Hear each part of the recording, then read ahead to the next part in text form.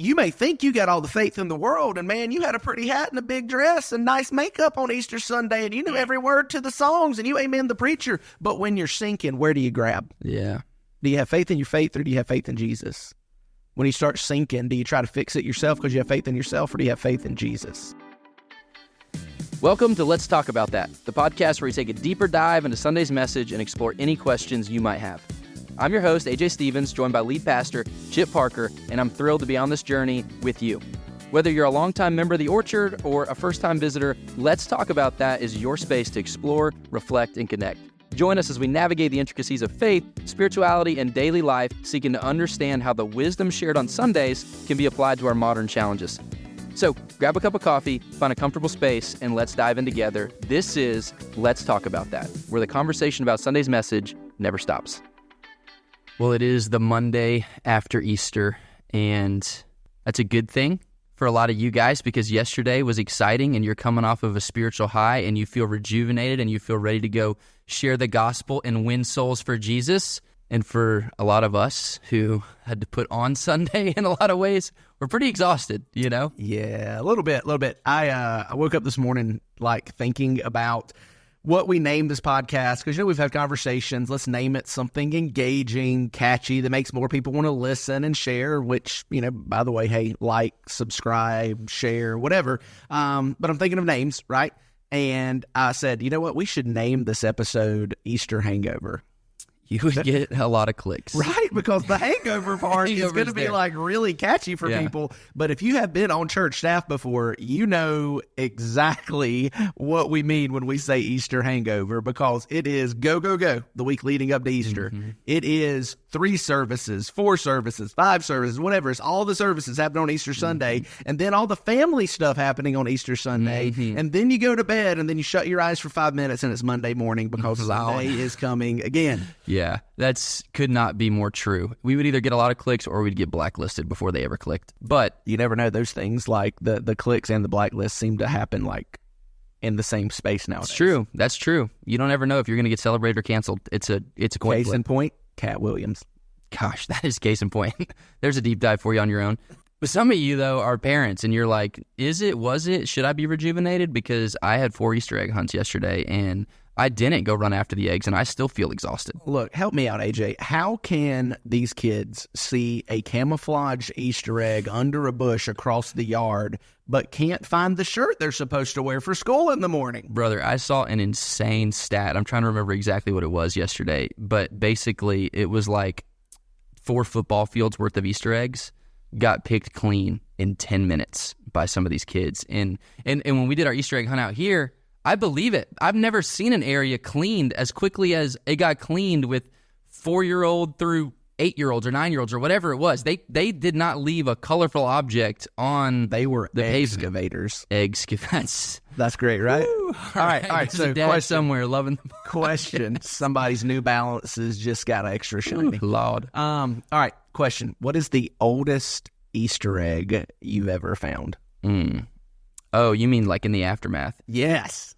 That's tough because I'm not your age yet, and we're just getting started with all this egg stuff. And so there's not been a lot of moments where it's we did it at the house, and then next year we found it or whatever. So I don't really have a lot of those, but I would love to hear the oldest Easter egg you found. I did. Yeah. We found an old egg when we were living in Mayo. I was pastoring Airline Baptist Church in Mayo, lived in the parsonage next to the church.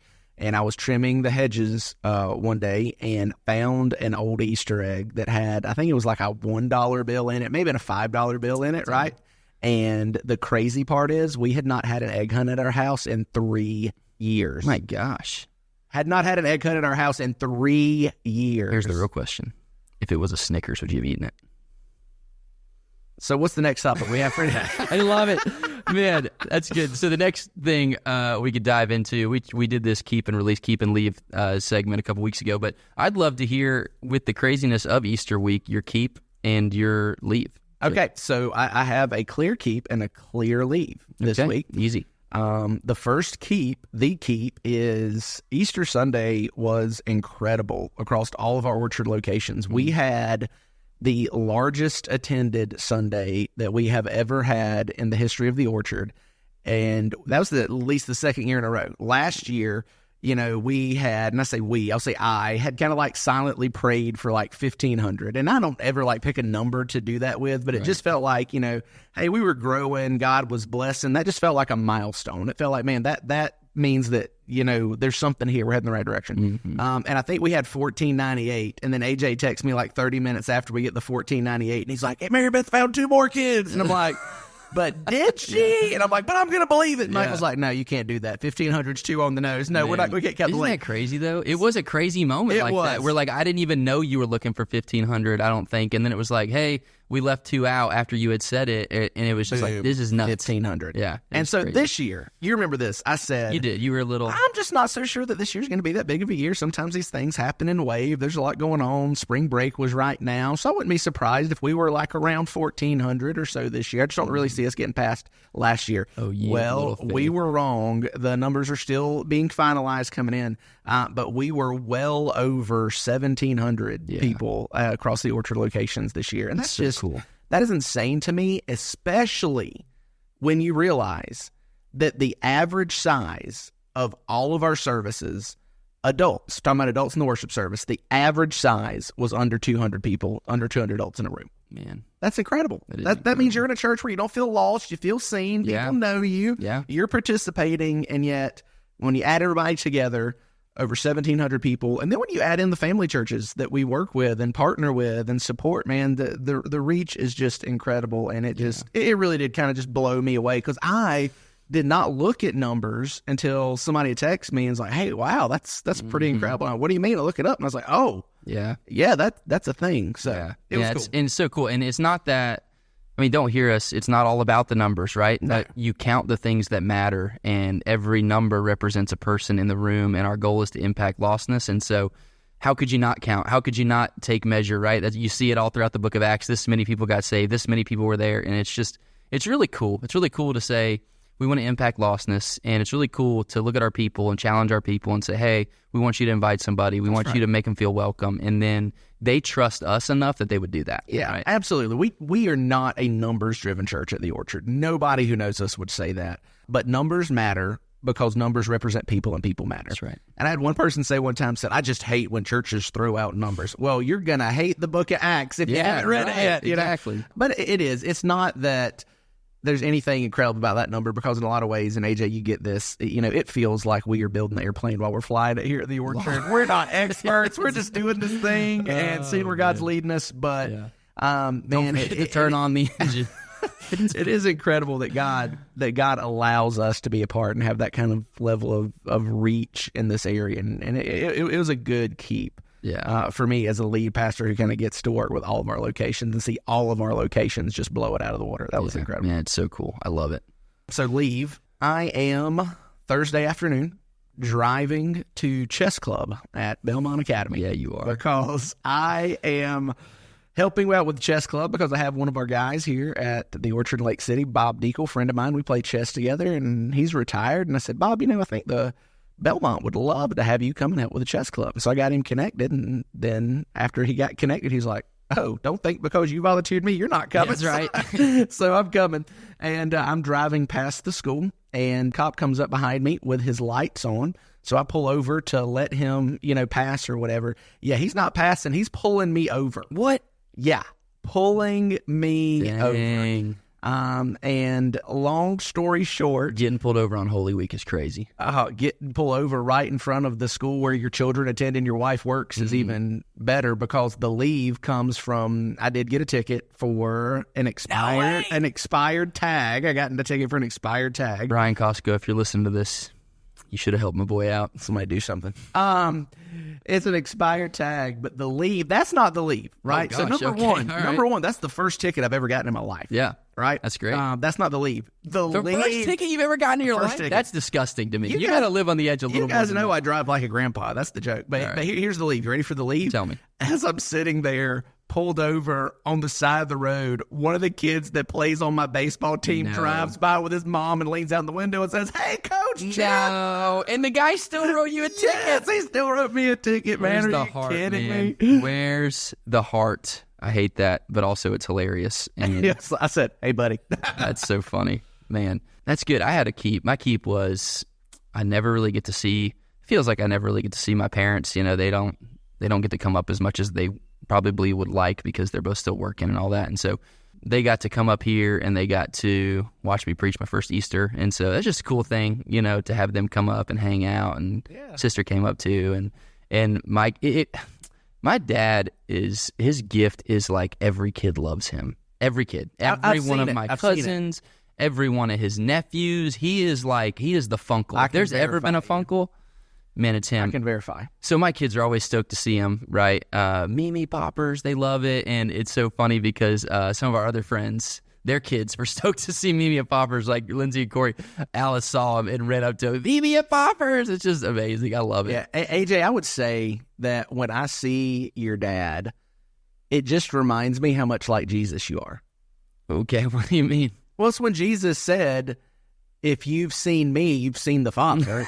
And so when I see you and your dad, that's just like, oh, there's that's Alex hilarious. And Alex. Yep, that's us. Yep, just two peas in a pod that couldn't be built more differently, which is hilarious. But that was my keep, just getting to see my family, have them hang out. That's good. I like it. So the leave, you got a ticket this week too, or no? But I did get my butt kicked 3 times on 3 different days by turkeys. And it's just like, man, how do you experience this much pain before 8:30? Like, what is that? You know what I mean? So just see, and I just thought for a minute you were fixing to go the T-ball route. Yeah, no, T-ball is going surprisingly well so far. What's your record?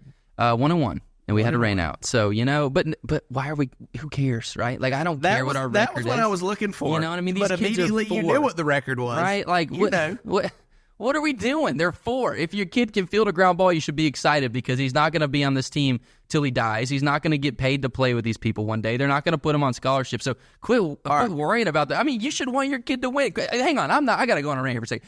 You should want your kid to win. There should be a competitive spirit within your kid, right? I believe that's true. But if you get wrapped up in the wins and the losses at 4 years old, what are we doing? All right, so are we going to bring in our friend's hot take from Facebook this week? What was the hot take? That there's a correlation between the passion of parents in youth sports and the level at which they stop playing. As in, the earlier you stop playing, the more passionate you are about Little League. The higher level sport you played about, the less passionate you are in Little League. You agree or disagree with that? I'm going to say something that's going to give me in trouble. I got to slow down. But yeah, I think it's true. I see it, right? I agree as well. And it's like... And I think part of that is because if you play baseball for a long time, there's a little bit of you that dies inside when you step back out on that field, even if it's with your kid, because you're like, oh, we got to do this again. Yeah, I think there's also a level of you that realizes development happens for different kids at different ages. That's right. If your kid's not having fun, their development peak is going to come way sooner. So quit making it miserable. Let the kid go out there and have fun. I completely agree with you. I made the argument. The only board meeting I ever went to in Little League is because I was asked to go to and speak to this about creating competitive balance amongst the teams in Little League. And they said, so what are our thoughts on competitive balance? And, everybody spoke, and everybody just kind of looked at me to say something. And I'm like, okay, well, all right, here's my take.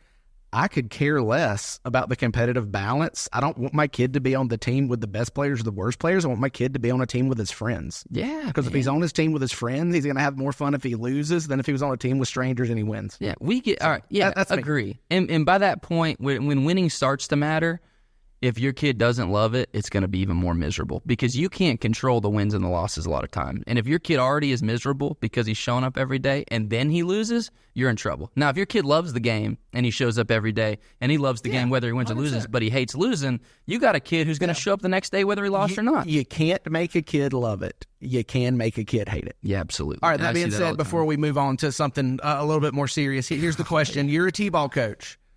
Are you teaching your kids to run to the base or throw the ball? Run to the base. No. Yes, 100%. Are you kidding me? 100%. Now, you got to teach them to throw to first.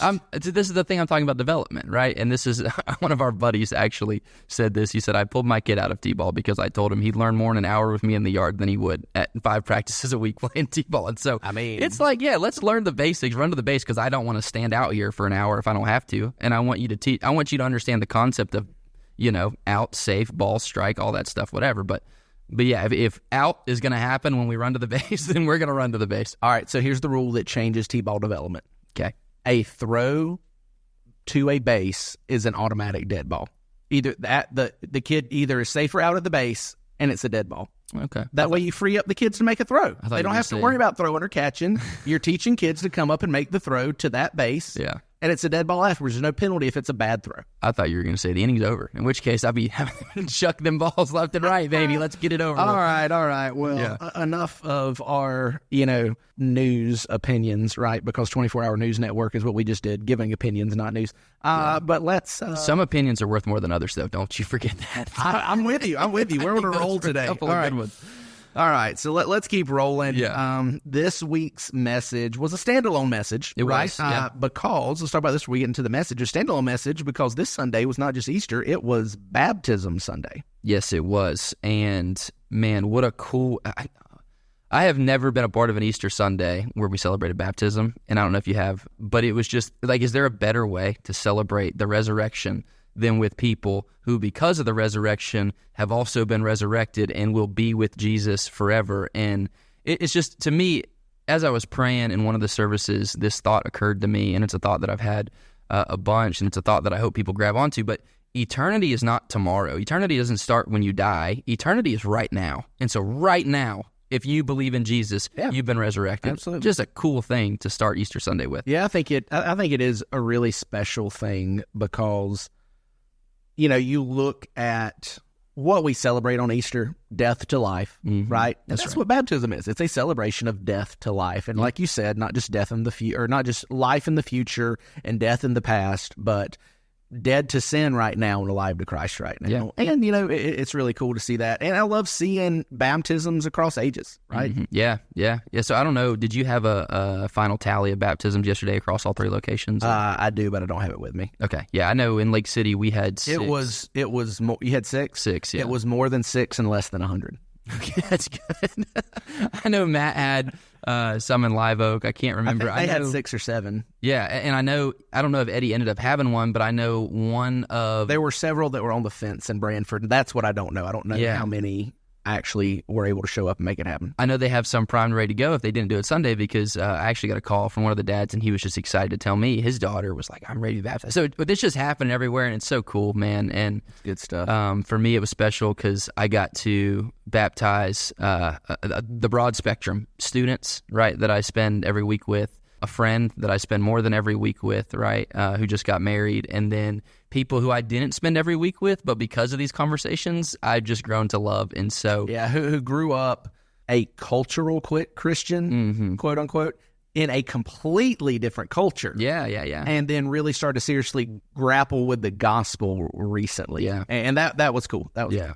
So you have baptisms, right, and such a cool way to start it. So I'll use this to segue right into our conversation because I thought the sermon was interesting, right? And interesting in the sense that it wasn't your typical Easter Sunday sermon, right? In fact, typically that's the week after based on some of the stuff that you were laying out there for us. If you go to a high church, and by high church I mean you follow a liturgy and a calendar, typically the Thomas narrative is the liturgical calendar the week after Easter, because it happens the week after Easter. That scene that we talked about between Thomas and Jesus happens the week after Easter. So but you have this conversation about who we call doubting Thomas, right? Because he gets his rep for a moment in Scripture. So a couple of things. Number one, that we call him doubting Thomas in the West, but the cultural Christian that grew up in a different Christian culture than ours actually grew up Eastern Orthodox. And in the Eastern Orthodox Church, he is known as Believing Thomas. Believing Thomas. I saw that in Eddie's slides. So in the West, he's doubting Thomas. In the East, he's Believing Thomas. Number 2, I thought you brought out an incredible point of, man, could you imagine being labeled and known for the rest of your life for one moment? Look, it is Speeding Chip. Right, yeah, there you go. It's a perfect example, right? Like, if there was just a camera on you. By Turkey's AJ. Yeah, you're just a failure. Thank God that's not the case. Or if it is the case and you've done that to other people, maybe a moment to stop, reflect, and not make a snapshot of their life, the entire picture you have. But we have this sermon, this idea that we unpacked, right? That doubt and faith don't happen on extreme ends of the spectrum, like as in there's all of one or none of the other, but they coexist. And maybe baptism's a good segue there because I think there's a lot of people who are like, well, how do I know if I'm ready? I feel like I have doubts. If I have doubts, am I disqualified? Like what is doubt? So maybe start there. What is doubt? Unpack some of that. I really think that's kind of what led me to say, hey guys, let's tackle this Easter. Because I think you're right. There's people who think, I can't be saved. I can't come to Jesus. I can't be baptized until all my questions get answered and all my doubts go away. And I just don't think that's true. And that's what drew me to the text here with Thomas. AJ, you brought it out in the Greek in the Message. Jesus looks at Thomas and says, don't be faithless, but believe. In the original language, the word for faith is pistis, right? And the word that Jesus says, don't be faithless, is literally pistis. It is the prefix in front of it, which means to negate the absence of, right? A word that we use in the English language very similar is apathy. Apathy means you could care less. That's because pathos is the emotion and is the lack of. So apathetic is no emotion. So it's the same idea. It's like, don't be pistis, don't be faithless, but be pistis, have faith, right? So it's don't have faith, do have faith. And the reason I think that's so incredible is because Jesus said you've got to choose one or the other. You either have to have faith or not have faith. And here's what was incredible, right? He didn't say stop doubting and have faith. Mm-hmm. He didn't say you got to pick between your doubts and your faith because you can't have both. Because if that's what he said, we're in trouble. Yeah. But he didn't say that. He said the option is not choose your doubt or choose your faith. The option is, hey, Thomas, I know you have doubts. So because I know you have doubts, you need to choose. Are those doubts going to make you not believe, or can you believe in spite of those doubts? Yeah. Different conversation. If it was choose between faith and doubt, we're in trouble. But it's not. It's choosing between faithlessness and faithfulness with our doubt still present. Man, and that's so good. It's so important to understand. Here's what's interesting. This is kind of a little rabbit trail, but when you started talking about the Greek there, it made me think of your chess buddy, Bob, came up to me after the service, and I said, Bob, give me your nugget, right? You always got a nugget for me. And he's like, as you were unpacking the Greek, it occurred to me the same root word for belief is the root word that's in epistemology, which is the theory of knowledge, right? And so he's like, I didn't know. Like, I'm processing that. It's belief, but we're applying belief to knowledge. And the assumption there is, and I don't want to put words in Bob's mouth, but as I'm following the rabbit trail, what I'm hearing is we just basically said there's a lot of things you can't actually know. You have to believe. So let's throw this back to our most listened to episode on the podcast, which was the roundtable between our four pastors about how do I know God's will. And I was the guy who's being contrarian and saying, look, sometimes I don't know that you can know. I don't know that you can be certain. Yeah. And I understand the pushback that you guys are like, no, I mean, I can be certain God called me to the ministry. I'm certain God said that, But my point is, it's not am I confident this is what God says? It is that because if it's something that we take by faith, by definition, there's got to be just a little lack of certainty in there, right? And I think that's the idea here is that you're always going to have doubt present in faith. Yeah. Doubt is a part of faith. Now, I think it's important that we clarify something here. And I think we clarified this in every message at every location. We're not trying to encourage doubt. Yeah. We're not saying, hey, embrace your doubts. It's fine to doubt. Yeah. What we're saying is your doubt should not keep you from faith. However, yes, it is true that doubt and faith often oppose each other and fight against each other. However, that does not mean that you have to wait till your doubt disappears to have faith. It means that you need to fight against your doubt and choose faith. So, unpack that a little bit more. What does it mean? Because I think this is where you're headed, or at least this is the end thought here. But you said these two things can coexist. So what does that mean? Like why does the level of doubt fluctuate? Why is that the case? Well, I mean, I think number one, it's natural. We unpack this in Jonah. We unpack this in the series Excuses.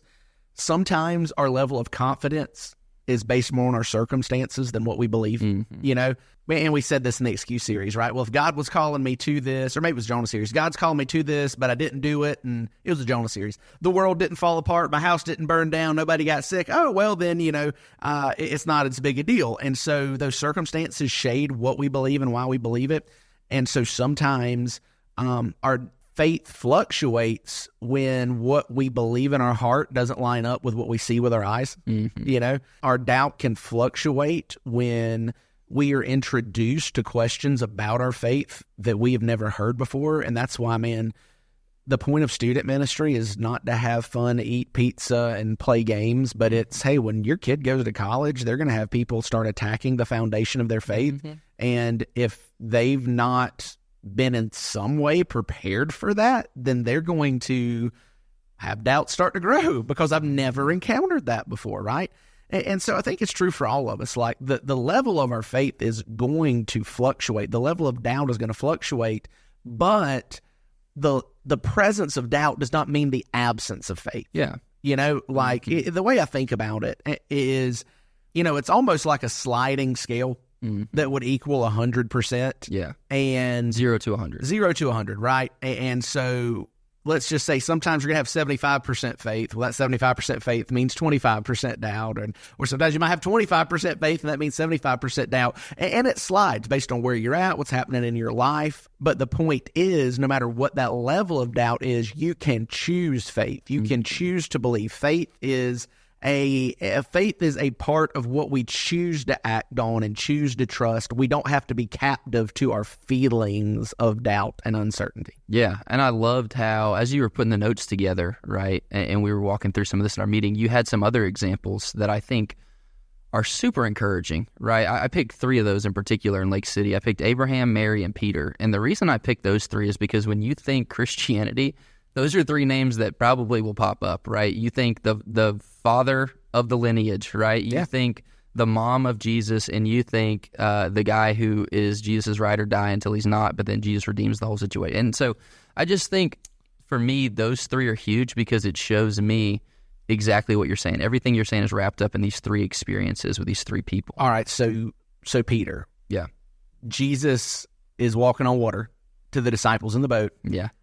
Peter says, hey, Jesus, if that's you, tell me to get out of the water and I'm coming to you. Right. And he does. And he walks on water. And then he takes his eyes off Jesus and he sees the waves and he sinks. Mm-hmm. And Jesus reaches down and saves him. And then what does Jesus say to Peter? He says, you of little faith, why did you doubt? Right. He doesn't say you of no faith. Right. You chose doubt, not faith. He says, you of little faith, why did you doubt? His faith shrank because his doubt grew. Yet, they both still existed in the same person at the same time. Yeah. Because as much as Peter doubted when he sank in the water, who did he grab onto when he was sinking? Jesus, baby. 100%. Come on. There's a sermon in there somewhere. That will preach. That's good, man. That's good. So, which, remind me to come back to that when we get to, the remedy for doubt. Let's just make sure we circle back to that. Yeah, so that'll be next. But there's the follow-up question then becomes, if it's a scale and it's 0 to 100, is there a moment where doubt gets too big and it disqualifies us? That is a really tough question for me. That's my job. That's tough question. Yeah, I think that's good. I think that's the point of this podcast, is to really wrestle with this. So what I would say is that I do think that there's a place that your doubt can keep you from faith. But I also believe once you come to faith, you are kept by faith. And so I think the way that I would say it is there's a level of doubt that can keep a non-believer away from faith. But once someone crosses that line of spiritually dead to spiritually alive, of lost to saved, apart from Christ, in Christ, when they cross that line, there is a level of faith by which we are kept in the spirit that we do not fall back below if we truly know Christ. And I know that's a nuanced, complicated kind of answer, but I think theologically, as I understand it, that may be the best answer. Yeah, I was going to say, I don't know that it's overly complicated. I think it's clear, right? Whenever you look in Scripture, I think that principle is there, and that's the beauty of it. The same, and this is where... And there's not going to be a verse that says that. That is a way that we reconcile different teachings that Scripture affirms. Yeah, nothing separates us. Nothing can separate us from the love of God. The Spirit is our intercessor, and so you see the capability there of the Spirit to, A, intercede for you and give you the things, or request the things that you need that you don't even know you need sometimes. And then you also see the reality that the Spirit is the down payment. And so, man, you've got this gift. You ain't going anywhere. This is the down payment. And so the Spirit has done both of those things. It has secured you. It has given you what you need. And it's interceding for you even when you need it the most, right? Yeah, I think that's the point, is that faith is a gift of God, right? If you look at what Paul says in Ephesians chapter 2, he says that you are saved by grace through faith, not of works, so that no man may boast, but it is the gift of God. What is the gift of God? Well, if you look at the syntax of that sentence in the original language, it is clearly referring to faith. We are saved by grace through faith. That faith, it is a gift of God. And so when we come to saving faith, there is a level of faith that we are given by God that will not go away so that we are not disqualified. Yeah. When we are faithless, Scripture says, he remains faithful because he can't deny himself. Come on, that's one of my favorite passages. Man, if you're listening to this and you're not sure, and you've maybe had a moment or a bunch of moments where doubt has kept you right on the fence, but somehow you're still listening to this and somehow you're still just right there engaged enough. It was 100% the Little League talk. That's the reason you're still listening. Maybe so. Probably not. Maybe sober. Probably not. This is if you needed a moment, let this be the moment where we encourage you to step over the line and trust Jesus in spite of your doubts, because here's what I'm confident in. Jesus desires you. Jesus wants you to be a part of what God's doing. Jesus wants you to be with him in heaven. Jesus wants you to see him seated at the right hand of the Father. Jesus wants you to be a co-heir with him. Jesus is more passionate about you than you could ever imagine. And so if there's a moment where you're on the fence and you're not sure if you're good enough or if you're qualified or whatever, right? I want you to know Jesus is passionate about you, so much so that he can give you the little bit of faith you need to jump over the line. And so just believe that. Trust that. If you have faith in anything, have faith in the fact that Jesus is passionate about you. Jesus' faithfulness is bigger than your faithlessness. That's good. That's Every time. Tweet it. You just got it. Well, yeah, Exit. I'm not. The only reason that I even still have an account on Twitter or X is actually I found a couple of fantasy football accounts that have some excellent analytics. So, and that's not our nerd out segment. It's a hard right though. We just took a rabbit trail right down there. So no, I think the point is this: is that even after you're a believer, you're gonna have doubts, but you can't put so much. This is gonna be weird. You can't put so much faith in your doubts that you think those doubts are going to wreck you and take you away from Jesus. That's putting faith in your doubt. Yeah. Oh, those doubts are so big, Yeah. Doubt your doubts. And one of our concluding points, question your doubts. And so, all right, so let me get into this remedy thing. How do you, when you have doubts, how do you remedy that? Well, the way Thomas did, I think, is just, see Jesus, And before we get done with the podcast, let's make sure we talk about that. We're not talking about faith without reason. Sure. We're talking about maybe faith beyond reason in many ways, but not faith without reason. Right. But if you look at Thomas sees Jesus. John goes so far as to say in the very next verses, and you didn't read these in City Sunday. I didn't read them in the online message when I did the online message. Yeah. But John says, look, Jesus did many other things so that you might believe, or Jesus did many other things, the likes of which, would fill a room full of books, right? He says, but these things were recorded so that you might believe, and in believing, you'd have life in his name. And so what John is saying is, hey, you might not see Jesus like Thomas did, but I'm telling you this so you can see Jesus That's right. like Thomas did. I love it. And so that's the remedy, is to see Jesus. And again, the reason why that's so important is it is not the amount of our faith that saves us. It is the object of our faith that saves us. Man. Go back to Peter. Peter has faith. He has a lot of faith. He has faith to get out of a boat and walk on water. Like, can you imagine that first step? Yeah. What was he thinking?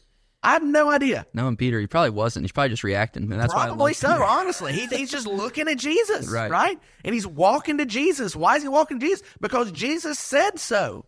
Jesus said, come on, get out, walk on water. And when he takes his eyes off Jesus, he starts to sink below the waves. And yet, who does he grab? Jesus. When he starts to sink, Jesus. And so here's the thing. No matter how little his faith got, no matter how much his faith shrank, because his faith was ultimately in Jesus, to grab him, not to reach for the boat, not to start swimming, but to grab Jesus, the object of that faith pulled him out of the water and put him back in the boat. Man, I love that. It's the object. And this is why we spend time on most Sundays saying, hey, Jesus doesn't just do a little bit of it. Jesus does all of it, and we want you to see Jesus clearly, because when you see Jesus clearly, you realize exactly what he says is true.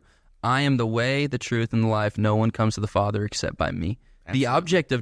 The object of your faith matters. It's Jesus and Jesus alone. There's one guy who could reach down and grab Peter. It's Jesus. It's the weak faith in the right place. That's right. And it gets it, So the beauty of the podcast, I would never say this from stage because it is like, I don't even know, but I think I mentioned this on a podcast a while back that Leanne and I were watching the Young Sheldon series. Oh, yeah. And we've shifted over to the Big Bang series. Right. And the one thing I love about Sheldon's character, and actually the reason I think Sheldon could potentially be saved.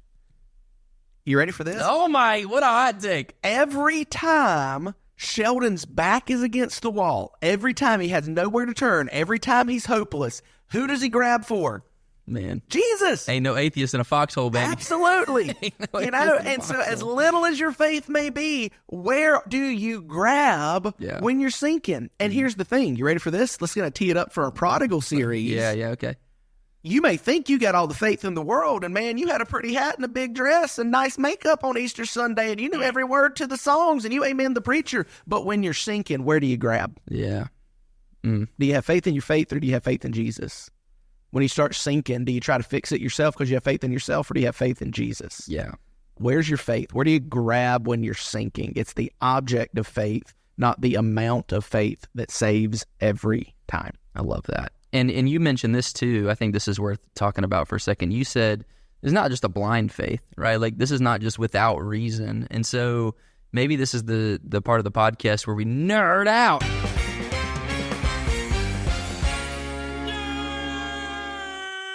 Sure, let's go. So dive into the apologetic side of it, right? I say apologetics, I mean the defense of Christianity. Why do we think it's legit? You're saying it's not just blind faith, but there's some reason behind it. Give me some of those little nuggets. So this is what I would say, is that logic and reason do not create faith, but that faith does not exist wholly apart from logic and reason, meaning that you can have all the mental facts and know the good rationale behind something that doesn't produce faith, but often your faith will be accompanied and buttressed by this logic and reason. And so when I look at the resurrection, I think there is so much evidence in favor of the resurrection that it is almost impossible to ignore. So this is a nerd out segment, right? Carl Sagan's anti-theistic argument, in which he says that it is the burden of proof on believers to prove the existence of God, not the burden on unbelievers to disprove the existence of God, because you can't disprove a negative, whatever. He says it's like somebody who claims you have an imaginary dragon in your garage. It's invisible. You can't touch it. I can see it. I can touch it. You can't touch it. You can't see it. You can't feel it. So prove that it's not in my garage. We'd say, well, if I can't touch it, see it, feel it, how am I going to prove it's not in your garage? And so that's his God killer argument. And if you're listening to this and you're skeptical about faith, you know exactly what I'm talking about, because this is the argument that has made the rounds in the neo-atheistic circles, that maybe more than any other. And so what I would say is, okay, well, how about this? How about I describe to you my dragon in the garage and its ripple through history? Yeah. How about that the most orthodox, conservative, set in their ways religious group in history, Jews, changed the day on which they worship. A day which they said was holy, a day which many Jews will not push the button on an elevator because the day is so holy, and yet they quit worshiping on that day to worship on Sunday. Something big must have happened. What happened? The resurrection. How about this? People in Jesus' time, to quell this uprising of Christians that spread like fire throughout the Roman the Roman nation, the Roman Empire, all they had to do to stop this entire thing was produce a body. Produce a body. Find the tomb. Didn't do it. And it's not like, well, that was thousands of years ago. There's no way you could find the tomb. Nah, it's like 5 years ago. It was 10 years ago. It was 30 years ago. Look, I never met my great-great-grandparents. I can take you to their grave right now. Yeah. And here's the other side of that coin. There's 12 guys, and that's another strong argument, or 11 guys that would give up their life for this reality. And the Roman guards were not one of them. And so not 100%. Only would they not be like, hey, we need to produce a body, but they would be desperately trying to produce the body, because if they didn't, they knew it was their lives on the line. And this is just me totally shooting from the hip, nothing to believe it. It's just my imagination at work. you got to think those Roman guards were, let's just find a body. Mm-hmm. Anybody, yeah. Anybody. Just call it Jesus. And they couldn't do that. Let's get it, yeah. Chuck Colson, who was the founder of a large prison fellowship ministry. Did you just make up another name besides John Doe? No. Chuck Colson was founder of a large prison fellowship ministry, and he was Richard Nixon's hatchet man when Richard Nixon was in president. Like, he was the guy who did the dirty work for Nixon, his political operative. When the Watergate scandal broke, Chuck Colson went to prison for a long time, right? Mm-hmm. So I know this is all before your time, but the Watergate scandal was like a very big political controversy. I'm sure you know about it because it's that big. Right. Here's what Nixon said. He goes, you know what made me start to question the validity of the resurrection? He said 3 of the most powerful men in the world couldn't keep their mouth shut for a month about what happened at the Watergate, and yet a dozen farmers and fishermen went to their graves proclaiming the resurrection of Jesus. Come on. Incredible, right? How about this? Jesus' brother ultimately believed he was God. Yeah. I'm an only child. You have a sister. I do. What would Christina have to do to convince you that she was God in the flesh? Yeah. Sometimes it's hard enough for her to convince me that she's sweet, let alone you know, God. You know what I mean? And yet this guy's brother, Jesus' brother, died for the fact that he believed his brother was God in the flesh. Yeah. And another just argument for the reality of not just the resurrection, but the truthfulness of scriptures, okay? Thomas, doubting Thomas, believing Thomas, was a leader in the church, right? The 12 apostles, minus Judas, all became leaders in the church, some of the most respected figures in the movement of Christianity. Do you think that if they were the ones propagating this propaganda, that they would have allowed themselves to be presented as such as they are in the scriptures? Do you think Peter wanted to be known as the dude who started sinking and then, oh God, Jesus saved me? Do you think Peter wanted to be known as the dude who pulled out a sword and cut a guy's ear off and Jesus rolled his eyes and said, son, put that up? You know, does Thomas, if he had any say-so in crafting this and making it all up on his own, does Thomas want to be known as doubting Thomas? No, because if Chip tells the story, he didn't get pulled over by a cop. He got pulled over for saving a kitten that was coming out of the tree, and the cop was just there to help him. Yeah. But I didn't write the story. That's true. That's why Thomas was doubting Thomas. Yeah. Because he was the guy who said, I'm not going to believe unless I see and I touch. So my point is, there are some undeniable evidences of the resurrection. Yeah. I'm going to come short of saying proof, right? Yeah, because there's a lot of secular historians who acknowledge the evidences of the resurrection, but they don't see it as proof enough to move their needle. Right. Okay? So it takes faith to move from evidence to belief. Yeah. Because there is no, hey, here's undeniably an imagined make-believe dragon in my garage. Yeah. Right? That's what Sagan's after, which is why it's caught so much traction in the world today. But at the end of the day, if you look at all of these evidences, they create an extremely compelling case. And so while those evidences may not force somebody to believe, they offer more than enough support for those who do. Yeah. You want a free resource, especially in regard to the evidence and the eyewitness accounts and what Scripture has to go through. One of my favorite reads of all time, just because of the narrative in which it was written, is called More Than a Carpenter. And just an awesome book to be able to see a guy who was like, man, you're crazy for thinking Christianity's real, and then gets so passionate about calling his buddy crazy that he does the deep dive and ends up in the Vatican, right? Like, that's how deep this dive goes. Yeah, and he that's good. Finds out just how much historical evidence is there for the resurrection. I think another one that I would recommend, written actually pretty close together, is The Case for Christ. Yeah, another great one. I had somebody had just recommended that book to a couple weeks ago. They messaged me like, hey, I got it. I read it. It was phenomenal. Thanks. And so, The Case for Christ and More Than a Carpenter, both absolutely phenomenal. So that was Easter. I'm excited because you know what? There's only 51 more weeks till next Easter, buddy. Yeah, that's right. Come on. Oh, wait, no, it's a leap year. 53 more weeks till Easter, buddy. Fascinating. I wouldn't have mathed that well 52. in my head.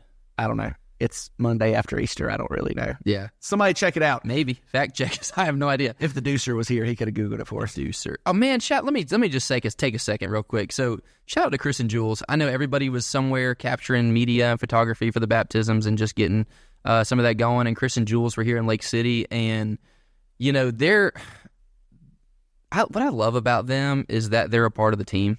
And when I say they're a part of the team, there's a difference between hey, we pay you and you're a part of the team. They're part of the team because they want to be, not because we contract with them. Exactly. Because what we contract with them, they could do and not be part of the team.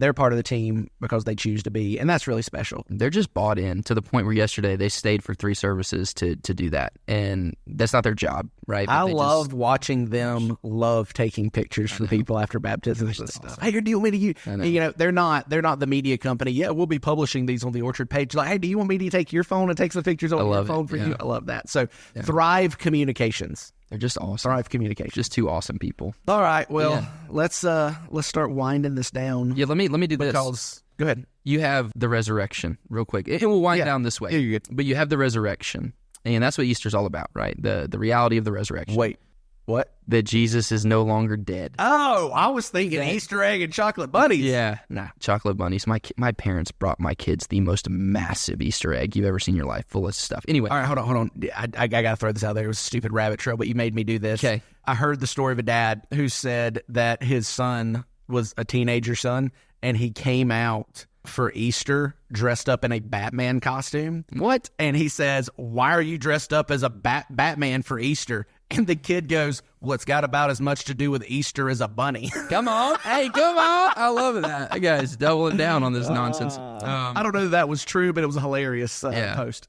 Okay, so the resurrection, right? You have the entire reason we get together on Easter, right? The entire reason we get together every Sunday, right? Yeah, the resurrection. The reality that Jesus is not dead. He's alive. He ascended. He's with the Father. And that's cool because we know where he's at now. He's seated at the right hand of the Father. But one of the questions that came in after last week's, it's a little bit late, so we didn't get it in last week, but I thought would be a great question for this week was, okay, we know where Jesus is at right now, but what about when he died before he was resurrected and ascended to be with the Father? Where was Jesus during those 3 days? Oh, boy. How are we supposed to wind it down with this? Because you know what the answer is? If I was just to put the answer in the simplest term possible, you know where Jesus went? To hell.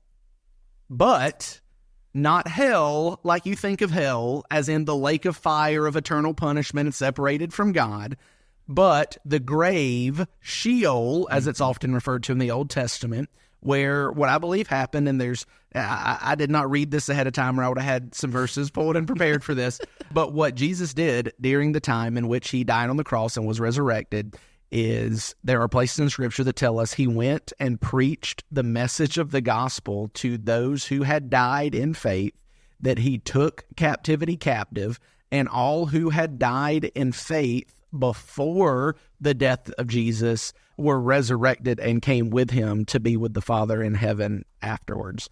Now, in fairness, that is not a consensus belief among evangelical Christians, but based on the teachings of Scripture, it is my best understanding of what Jesus did in between the time that he died on the cross and was resurrected on that Sunday morning. Yeah, if you're looking for that reference, I believe, don't let me put words in your mouth, but it's 1 Peter 3, 18 and 19. I think that's it. Read it for me. It says, we'll share the gospel in 18 and then we'll read 19. For Christ also suffered for sins for once for all, the righteous for the unrighteous, that he might bring you to God. He was put to death in the flesh, but made alive in the spirit, in which he also went and made proclamation to the spirits in prison, who in the past were disobedient when God patiently waited in the days of Noah while the ark was being prepared. In it, a few, that is 8 people, were saved through water.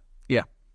Yep, that is definitely one. There's another passage in there that's similar. Actually, what's really interesting and was what tipped me to believe that's actually what happened in a literal sense, not in a symbolic sense, is that there are accounts in the New Testament of saints who had died before Jesus being seen after the resurrection.